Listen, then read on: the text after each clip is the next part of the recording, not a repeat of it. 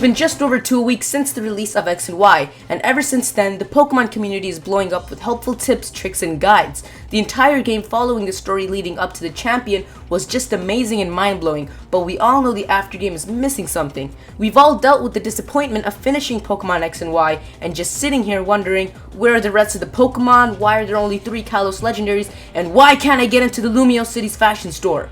There has been a lot of speculation with the inclusion of theories on why there will only be 3 Kalos legendaries in Generation 6, but then something sparked up. In a Pokemon video released within a few days of X and Y's release, the credits had more than what we thought it did. Now before I move on, let me give you a brief history lesson about Nintendo. When creating a new Pokemon game focusing on the Pokemon, there is more than just creating a Pokemon, designing a 3D model, and adding attributes to it. Each and every Pokemon name must be trademarked by Nintendo for legal reasons. This is why you see the small TM symbol in small letters by the name of Pokemon in a lot of trailers. This also falls for the name of cities and much more. This is also why Nintendo was almost successfully sued by a magician over a decade ago when he claimed Abracadabra and Alakazam is the phrase belonging to him. They had to trademark the 3 names, which the magician did not like.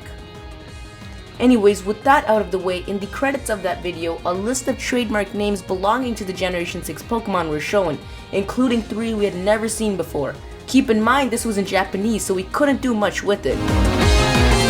Following this, Serebii tried to update their database of Generation 6 Pokemon with numbers 719, 720, and 721 of the National Dex. Serebii must have looked into this as they had the English names in the database rather than the Japanese ones shown in the video. No images were shown, but being a popular Pokemon website, the unlisted web pages were discovered within a day, and Serebii took it down instantly. The names of the Pokemon were Diancie, Volcanion, and Hoopa. Their types were also shown on the site, but I'll get to that later. On October 28, a group of semi-successful hackers were able to get the Pokemon X and Y game file onto their computers and were slowly able to decrypt it. They were providing information on its unique file type as well as anti-hacking defenses it had. 3 days later, on October 31st, we received gameplay images of these 3 Pokemon. Let's take a look at these 3 new legendary Pokemon of Kalos. The first legend is Diancie, the Rock and Fairy Pokemon. It is number 219 in the National Dex right after Zygarde and really does have an interesting appearance. If you look carefully at this Pokemon, you'll notice it isn't anything of specialty. Underneath the large amount of crystal formations lies a simple looking rat-like Pokemon. Diancie gains distinct features over its weak looking form. For starters, there are 4 small pink shining crystals behind its head as well as 2 longer ones pointing downwards beside each ear. They resemble long earrings, giving it a more feminine-like appearance. It wears a dress-like cloak over its body with a rhombus-shaped stone on its chest, along with 2 horn-like formations around its neck.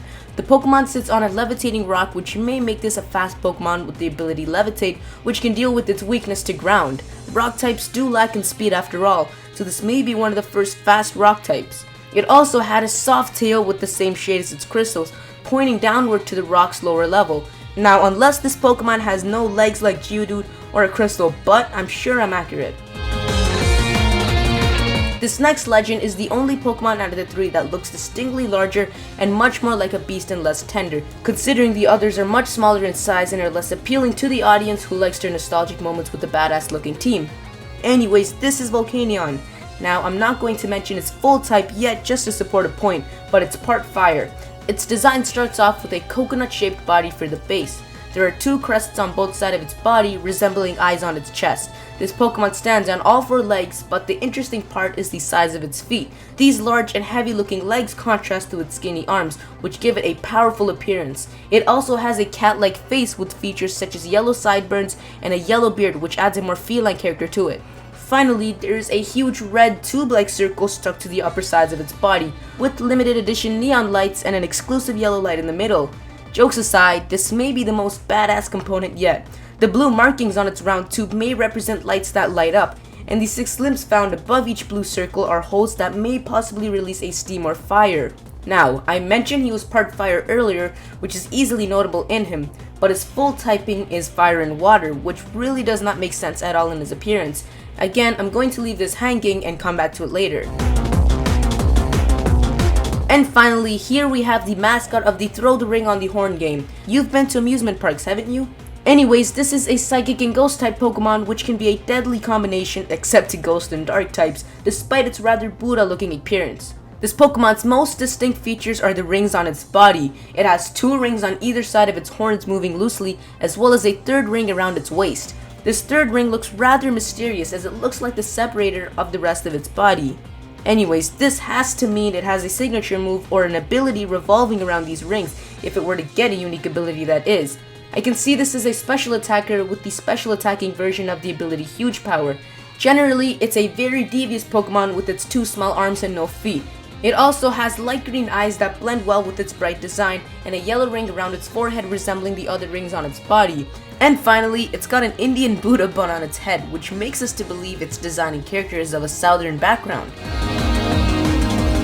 Now, moving back to Volcanion, his typing does not make sense and his appearance does not show a water attribute at all. Before I revealed his second typing, nobody would have expected it to be part water. The only thing that could have showed a water attribute is the blue spots on that round tube. Even that didn't make sense, so I've made a smaller theory myself.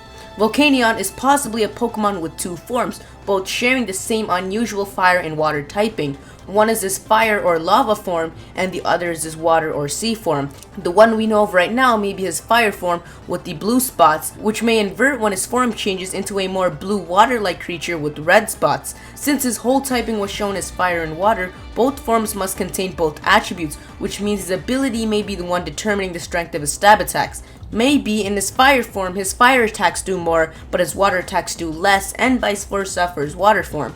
Maybe the item he holds will affect what form he's in, but this is all just a simple theory, which is yet to be proven, but I think it really does make a lot of sense and explains the lacking of a water attribute in his appearance. Anyways, we've made a lot out of this huge news leak. If you've made any theories on these 3 yourself or even have a concept, then be sure to leave them as a comment. Be sure to leave a like if you enjoyed the video and let me know what your favorite of the 3 is. Oh, and don't forget to hit that subscribe button and follow me on Twitter as well.